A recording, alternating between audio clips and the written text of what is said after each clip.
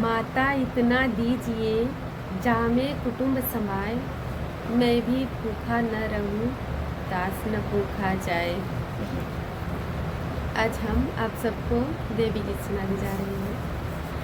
मन लागल बा माँ के चरनिया में, चरनिया में बड़ा मजा आए भजनिया में। मन लागल बा माँ के चरनिया में, चरनिया में बड़ा मजा आए भजनिया में।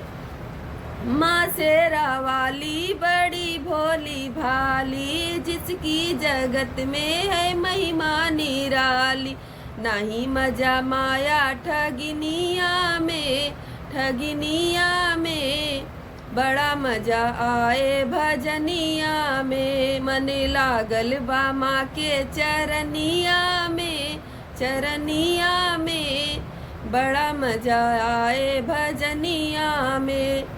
जो भी सवाली दुआरे पे आए, माँ अपने भक्तों की विपदा मिटाए। दुख दूर भागे माँ की सरनिया में, सरनिया में बड़ा मजा आए भजनिया में। सदा रेखा सिंह माँ तेरे गुण है गाती, माँ और बेटे का है तुमसे नाता।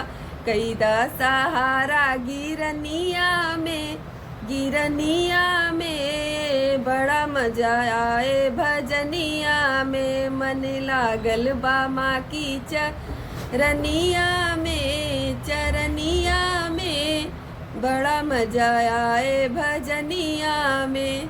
जय माता दी।